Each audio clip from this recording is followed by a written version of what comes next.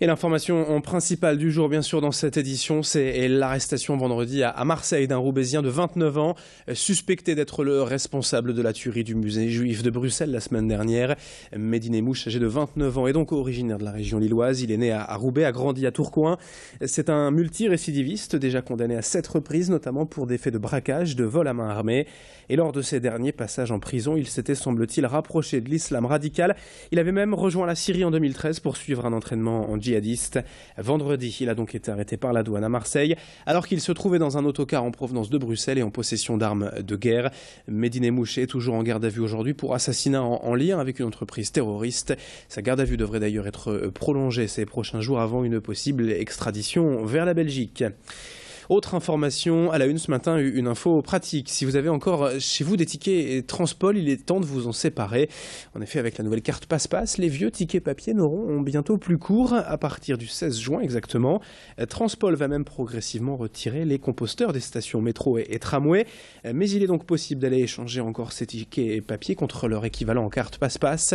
Rendez-vous pour cela dans les agences mobilité et les espaces cartes. L'actualité est sociale à présent sur Grand Lille TV avec le conflit qui dure chez Heineken entre un salarié, David Parisi, et la direction de la société. Ce cariste de 41 ans est en grève de la faim depuis maintenant presque 2 semaines car il n'a pas fait partie de la récente vague d'embauche au sein de l'usine de Mont-Saint-Barreul. Intérimaire depuis près de 7 ans chez Heineken, il espérait enfin un CDI. Mais l'entreprise assure qu'il ne correspondait pas au profil des postes recherchés. Une injustice pour lui qui a donc entamé cette grève de la faim. En réponse, la société vient de lui proposer quand même 2 postes en CDI, mais l'un en agence d'intérim et l'autre entraînant une sérieuse baisse de salaire. Ont tous deux été refusés par l'intéressé. Le conflit se poursuit donc depuis maintenant 2 semaines et pour en savoir plus, nous avons joint par téléphone les 2 parties, le salarié David Parisi et la direction des ressources humaines de l'entreprise.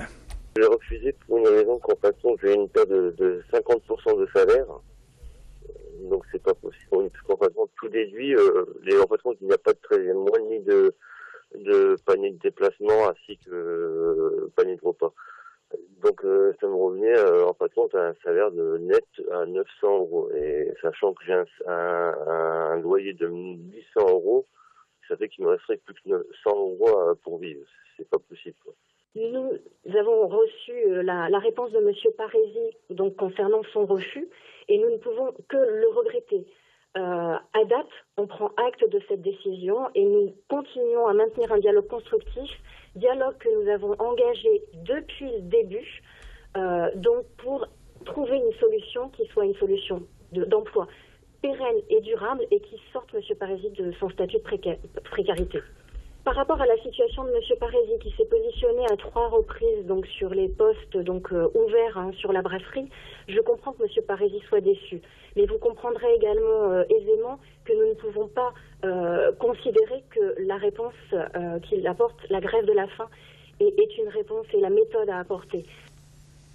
Du social à l'économique dans l'actualité, quelques images aussi dans ce journal pour parler des secteurs qui y recrutent actuellement dans la région. À Marcq-en-Barœul, l'AFPI propose des formations industrielles, notamment en chaudronnerie, et malgré la mauvaise image du métier, tous ceux qui suivent aujourd'hui cette formation sont quasiment assurés de trouver un emploi. Il faut dire qu'en 20 ans, le travail de chaudronnier a beaucoup évolué. Fini le métier sale et pénible auquel on pense. Désormais, les employés sont assistés par des machines et travaillent pour l'ingénierie dans des secteurs de pointe comme l'aviation. Par exemple, la formation accueille des apprentis dès 15 ans, mais aussi, bien sûr, des salariés en formation continue jusqu'à 60 ans. Écoutez ainsi les explications, le témoignage de cet apprenti recueilli par Macha Grunessen. C'est un métier qui paraît un peu brutal sur le moment parce que le côté métallurgiste, etc. Alors qu'en fait, il faut une grande précision pour pouvoir réussir les pièces comme il faut. Des années d'expérience pour réussir une belle pièce sans rectification au fur et à mesure. Donc je pense que venez voir un peu les pièces qu'on peut faire en chaudronnerie et vous verrez que finalement c'est un beau métier. Enfin, dans le cadre des rendez-vous au jardin organisés ce week-end partout en France, nous sommes allés au centre horticole de l'EPSM de Saint-André. Premier prix l'an dernier dans la catégorie jardin pédagogique et thérapeutique. Ici, en fait, le potager de ce jardin est destiné aux enfants ou aux malades, un lieu de thérapie pour les petits entre 4 et 6 ans atteints de troubles psychiques. Et même si les bienfaits de ce jardin ne sont pas forcément prouvés scientifiquement, l'EPSM tient beaucoup à ce complément pour soigner les enfants. Ici, chacun peut cultiver ses légumes et admirer les collections de plantes. Le jardin est ouvert le plus possible sur la ville pour les écoles ou les centres de loisirs. Explication complémentaire au micro de Tanguy Lécluse. Aujourd'hui, scientifiquement, les bienfaits du jardinage, de l'horticulture et de toutes ces activités qui tournent autour de l'environnement ne sont pas prouvés médicalement.